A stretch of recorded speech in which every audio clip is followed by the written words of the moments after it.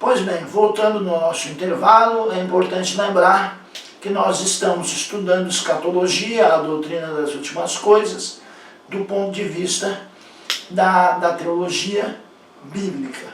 Daqui para frente, a escola que estamos seguindo é a escola pré-tribulacionista, pré-millenista.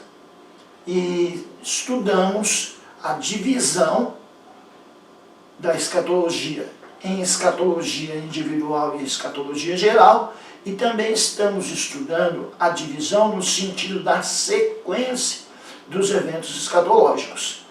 Antes do nosso intervalo, nós conseguimos atingir até o período das bodas do Cordeiro. Então começaremos nessa nossa segunda etapa a partir do evento chamado Grande Tribulação. A Grande Tribulação, enquanto a igreja estiver na grande festa de casamento com o noivo, aqui assumindo a posição de que é simultâneo bodas do Cordeiro, no céu, grande tribulação, na terra. Enquanto a igreja estiver na grande festa de casamento com o noivo, os que ficarem aqui na terra estarão sob o domínio da tríade infernal. Deus é uma trindade, Pai, Filho e Espírito Santo.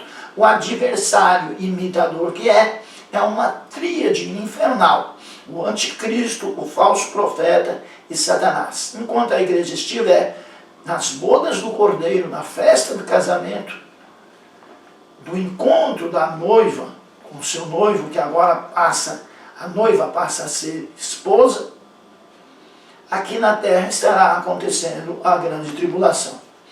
Este período ele é denominado na Bíblia, como nós já dissemos, de grande tribulação. Encontra-se em Mateus, capítulo 24, do versículo 15 até o 28, que é equivalente à última semana de Daniel, capítulo 9, versículo 27, e compreende a maior parte do livro de Apocalipse, ou seja, do capítulo 6 de Apocalipse até o capítulo 19. Será uma época em que Deus desencadeará os juízos de julgamento sobre a terra. Será um sofrimento sem precedente.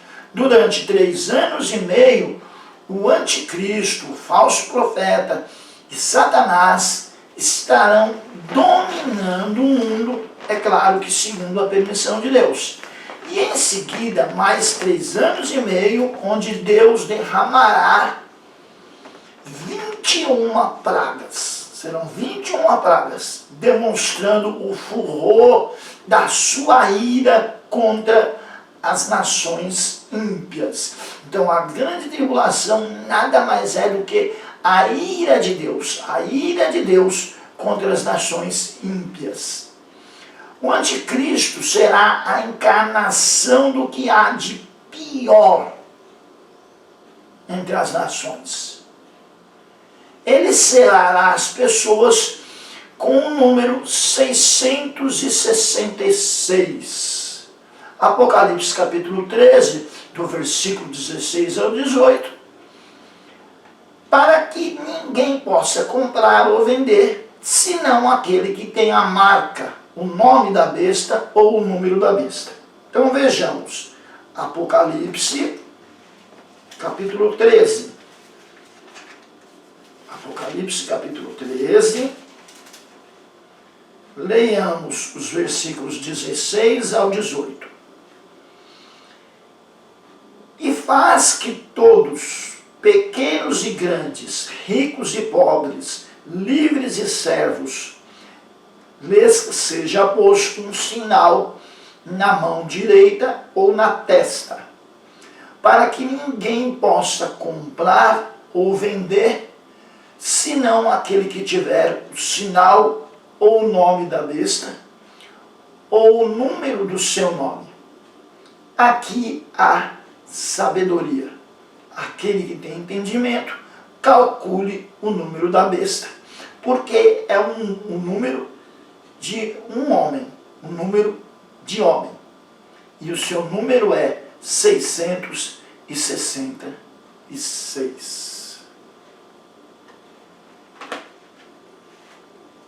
Veja que é 666, 3 vezes o número 6, 3 vezes o número do homem, o homem criado no 6º dia, mas nunca chega ao número 7, que é o número da perfeição de Deus.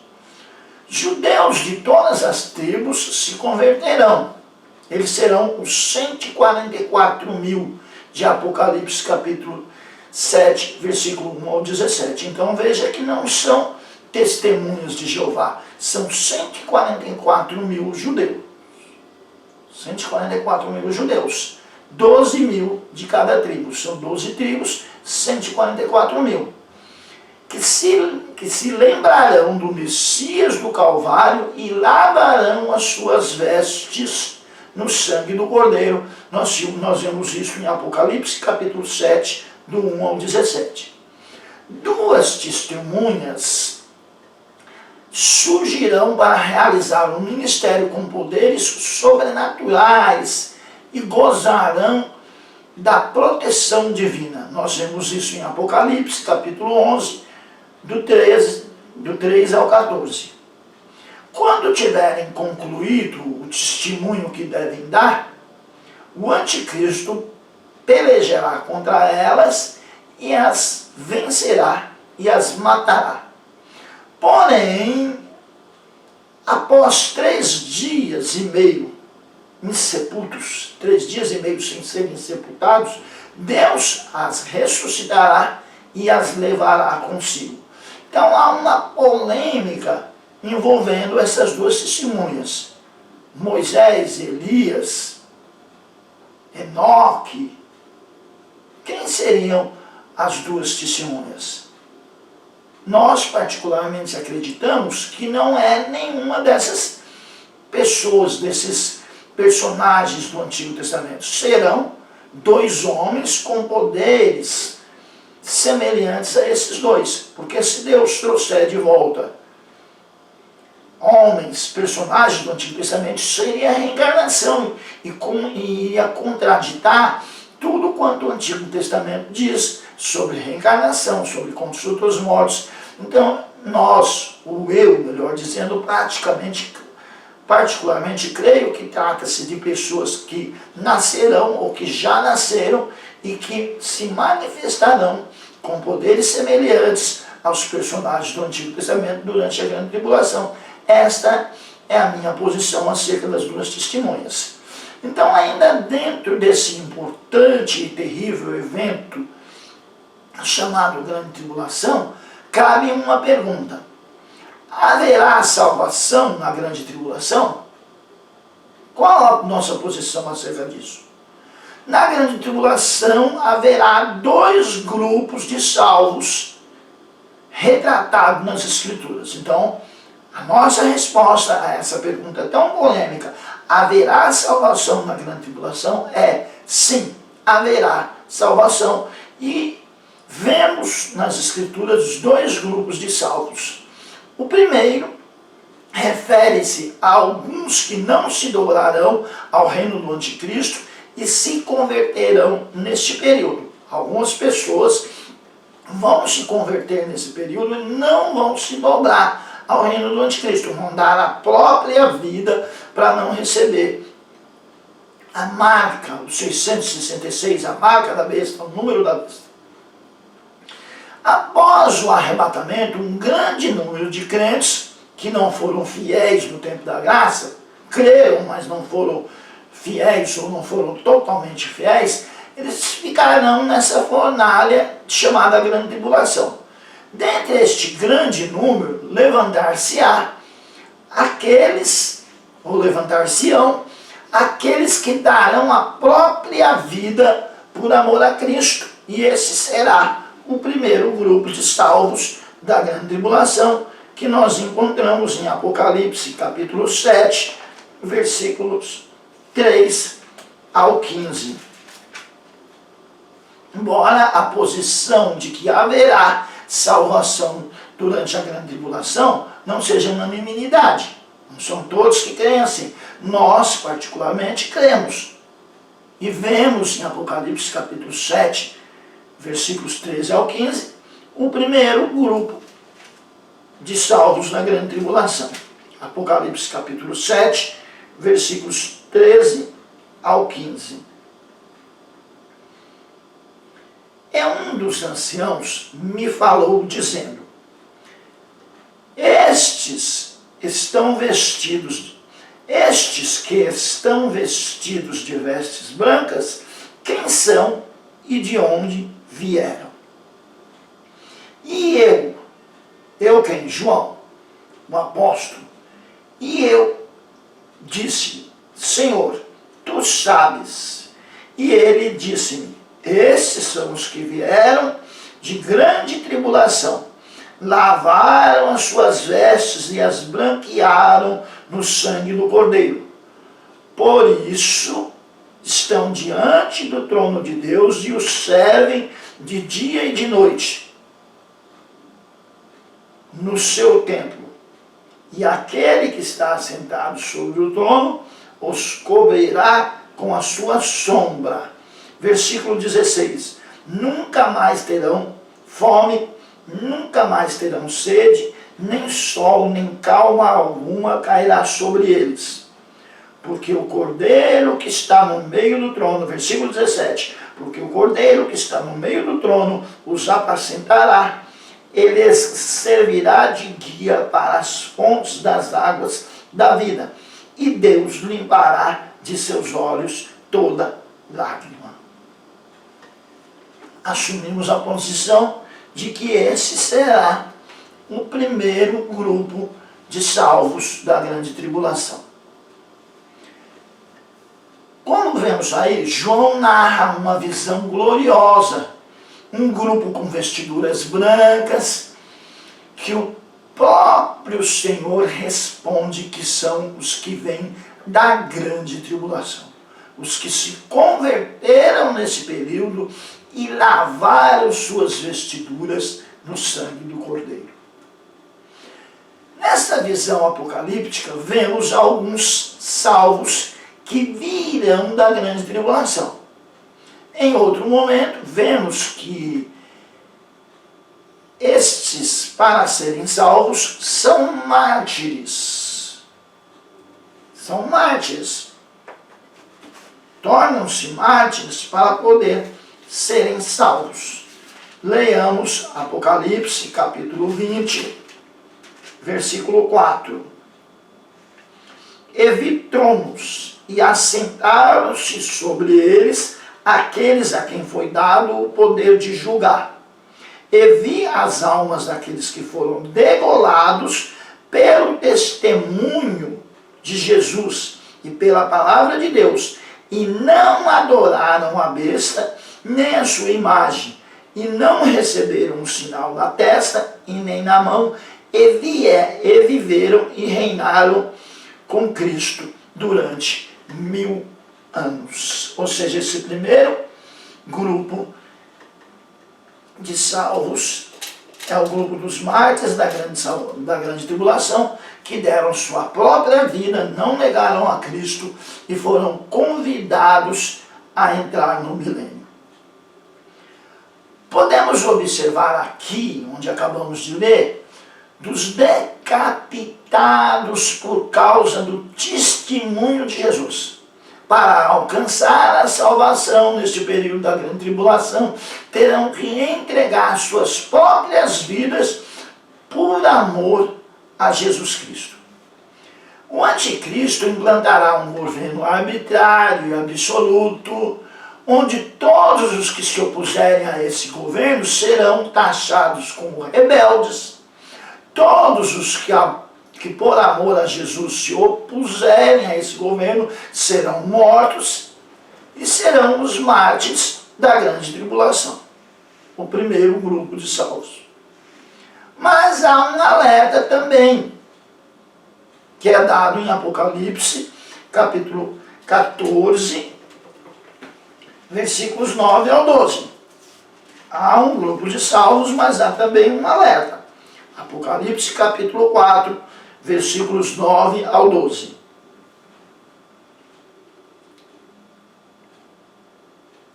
E os seguiu o terceiro anjo, dizendo com grande voz: se alguém adorar a besta e a sua imagem e receber o sinal na testa ou na mão, também o tal beberá do vinho da ira de Deus, que se deitou, não misturado no cálice da sua ira, e será atormentado com fogo e enxofre diante dos santos anjos e diante do Cordeiro. E a fumaça do seu tormento sobe para todo sempre, e não tem repouso, nem de dia nem de noite, os que adorarem a besta e a sua imagem, e aquele que receber o sinal do seu nome. Aqui está a paciência dos santos. Aqui estão os que guardam os mandamentos de Deus e a sua fé em Jesus. Então há um grupo de salvos, um grupo de mártires da grande tribulação, mas há também um alerta da perda total, sem nenhuma chance, da salvação para aqueles que durante a grande tribulação adorarem a besta. O segundo grupo destacado será o remanescente de Israel. Então o primeiro grupo, um grupo de gentios. O segundo grupo destacado será o remanescente de Israel. O Senhor sempre prometeu salvação a Israel como nação. Ele sempre, em todo o Antigo Testamento, prometeu salvar Israel como nação. E isto ocorrerá a um grupo de remanescente. Essa promessa de salvar toda Israel será cumprida com um grupo de remanescentes de 144 mil, que no final da grande tribulação clamarão por Cristo. Então temos um grupo, o primeiro grupo, os mártires da grande tribulação, e o segundo grupo, um grupo de 144 mil judeus que se converterão, chamados remanescentes, que crerão e clamarão por Cristo no final da grande tribulação. Nós vemos isso em Isaías 59, versículos 20 e 21, Romanos capítulo 11, versículos 26 e 27, Mateus capítulo 23, versículos 37 e 39, Apocalipse capítulo 2, versículos 7 e 4, e Apocalipse capítulo 14, versículos 11 ao 5. Por uma questão de tempo, nós leremos apenas alguns versículos desses que foram citados. Então, vejamos Romanos, capítulo 11, carta do apóstolo Paulo aos Romanos, capítulo 11.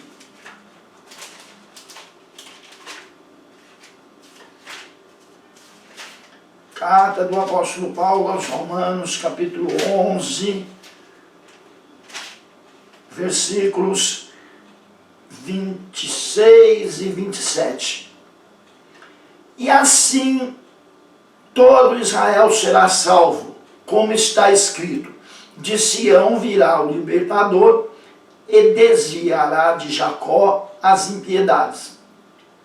E este será o meu conserto com eles, quando eu tirar os seus pecados. Versículo 28.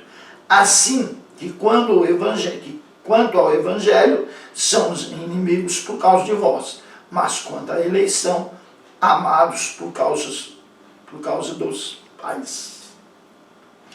Então, aqui, assim todo Israel será salvo, todo aqui é tomado à parte pelo todo. Todo aqui são os remanescentes da grande tribulação. Vejamos ainda Mateus, capítulo 23,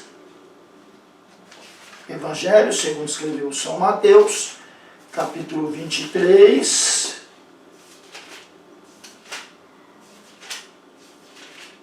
falando da salvação do remanescente judeu no final da grande tribulação. Mateus capítulo 23, leiamos os versículos de 37 ao 39.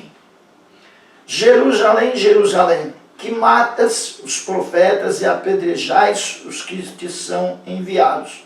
Quantas vezes quis eu ajuntar os teus filhos, como a galinha ajunta os seus pintos debaixo das suas asas, e tu não quisestes. Eis que a vossa casa vos ficará deserta, porque eu vos digo que desde agora não me vereis mais, até que digais, bendito o que vem em nome do Senhor. Ou seja, na grande tribulação, os judeus conversos, os remanescentes, dirão, bendito o que vem em nome do Senhor. Apocalipse, ainda dentro desse assunto, um remanescente judeu sendo salvo no final da grande tribulação, em representação a toda a nação de Israel. A aliança de Deus de salvar toda a nação de Israel será cumprida no final da grande tribulação com o remanescente. Apocalipse capítulo 7, versículos 1 ao 4. E depois destas coisas, quais coisas? Todas as que aconteceram no capítulo 6. Depois destas coisas, vi 4 anjos que estavam sobre os 4 cantos da terra, retendo os 4 ventos da terra, para que nenhum vento soprasse a terra, nem sobre o mar, nem contra árvore alguma. E vi outro anjo subir da banda do sol nascente, e que tinha o selo de Deus vivo, e clamou com grande voz aos 4 anjos, a quem fora dado o poder de danificar a terra e o mar, dizendo, não danifiqueis a terra, nem o mar, nem as árvores, até que hajamos assinalados na testa os servos de Deus. E viu o número dos assinalados, e eram 144 mil assinalados, de todas as tribos dos filhos de Israel. Veja que não são gentios, não são testemunhas de Jeová, como eles dizem, que são os 144 mil. E vi o número dos assinalados, e eram 144 mil assinalados de todas as tribos dos filhos de Israel. 144 mil. Um remanescente. 12 mil judeus de cada tribo de Israel. Capítulo 14, ainda falando dos remanescentes, versículo 1 ao 5. E olhei, e eis que estava o Cordeiro sobre o monte Sião, e com ele 144 mil, que em sua testa tinham escrito o nome dele e de seu pai. Os adoradores da besta tinham na testa ou na mão direita o número da besta. Os 144 mil tinham escrito o nome dele, de Jesus, ou de seu pai. Ouvi uma voz do céu, como a voz de muitas águas, e como a voz de um grande trovão, e uma voz de arpistas que tocavam com sua harpa, cantando um cântico novo diante do trono, e diante dos 4 animais dos anciãos. E ninguém podia aprender aquele cântico, senão os 144 mil que foram comprados da terra.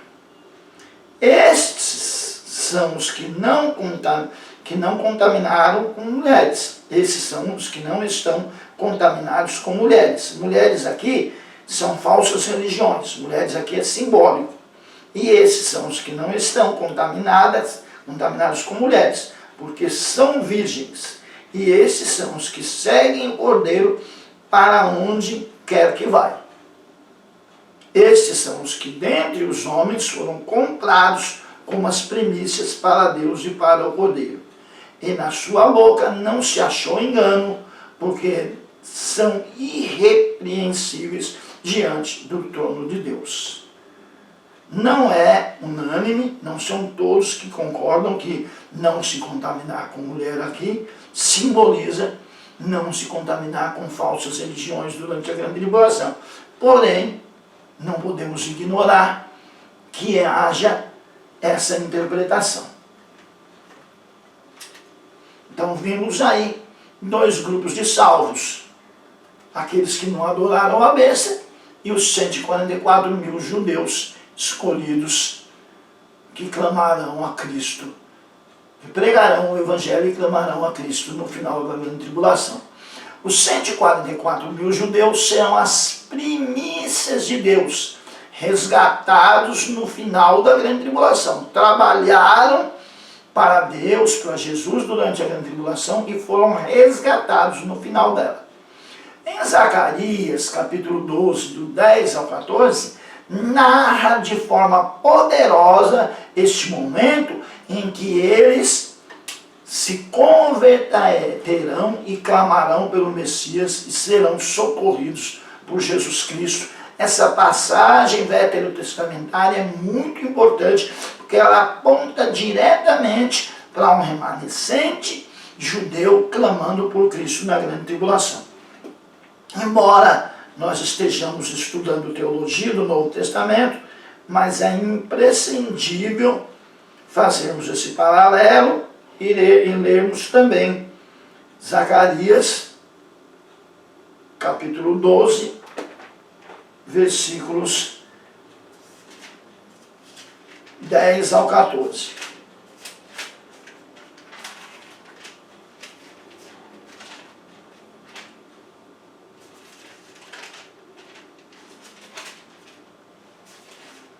Zacarias,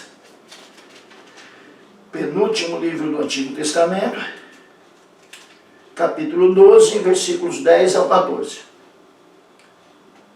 Porque eu os farei voltar da terra do Egito e os congregarei da Síria e falo-ei e trá-lo-eis a terra de Gileade e do Líbano, e não se achará lugar para eles.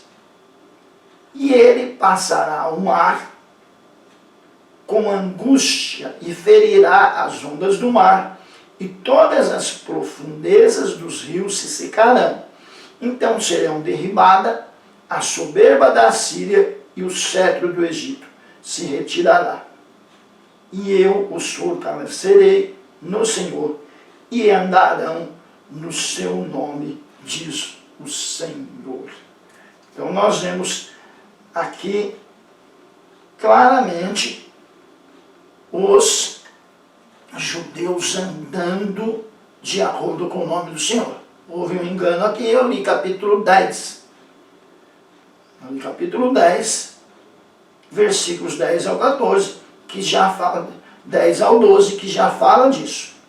Mas eu cometi um equívoco aqui, eu vou ler agora Zacarias, capítulo 12, do 10 ao 14, que ainda é mais claro. Nós lemos Zacarias, capítulo 10, do 10 ao 12, que é bastante claro.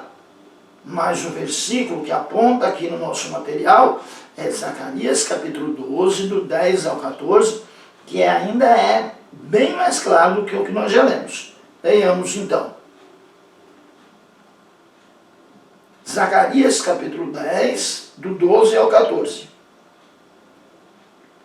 E sobre a casa de Davi, e sobre os habitantes de Jerusalém, derramarei o Espírito da graça e de súplicas, e olharão para mim, a quem transpassaram, e o prantearão, como quem pranteia por um unigênito, e chorarão amargamente por ele, como se chora amargamente pelo primogênito. Naquele dia será grande o pranto em Jerusalém, como o pranto de Hadad-Rimon no vale de Megido. e a terra planteará cada linhagem à parte. A linhagem da casa de Davi à parte, e suas mulheres à parte, e a linhagem de Natã à parte, e suas mulheres à parte, e aí vai mostrando as linhagens de Israel. Mas fica bem claro no versículo 10. Sobre a casa de Davi. A casa de Davi aqui é a nação de Israel. Davi é o representante, é o rei. E sobre os habitantes de Jerusalém derramarei o espírito de graça e de súplica. E o que eles farão depois de derramar o espírito de graça e de súplica? Olharão para mim a quem transpassaram, para aquele Messias da cruz que virá. A quem transpassaram aqui, ele toma os ascendentes, os descendentes pelos ascendentes, porque quem transpassou foram os judeus lá do Novo Testamento e não os judeus no final da Grande Tribulação, mas como são descendentes, eles são tomados pelos ascendentes. E sobre a casa de Davi, e sobre os habitantes de Jerusalém, derramarei o espírito de graça e de súplica, e olharão para mim a quem transpassaram lá no passado, lá na época do Novo Testamento, lá no Calvário, e plantearão como quem planteia por um unigênito, e chorarão amargamente, como se chora amargamente pelo primogênito, um choro de conversão. E naquele dia será grande o choro em Jerusalém, como o pranto de Hadad e Rimon no vale de Megido. Um choro de conversão, um choro de clamor, um choro de reconhecimento do Messias que fora crucificado e que agora, no final da grande tribulação, volta para socorrê-los. Então nós vemos aí, no final da grande tribulação, o Messias vindo, ele vence as nações que estão atacando Israel, no final da grande tribulação, vence as nações confederadas do anticristo, que atacam a Israel. Ao vencê-las, ele julga as nações, depois da vitória de Jesus sobre o anticristo e seus exércitos, no final da grande tribulação, há o julgamento das nações. Ele coloca à esquerda os bodes, as nações bélicas, as nações que atacaram Israel, aqueles que durante a grande tribulação não socorreram os pequeninos aqui são os irmãos de Jesus, segundo a carne, os judeus. Ele diz, olha, apartai-os de mim para a esquerda, vão para a esquerda. Vocês que quando eu tive fome não me deram de beber, aqui ele diz eu, mas é simbolizando Israel, tive fome, tive sede, não me deram de beber, tive fome, não me deram de comer.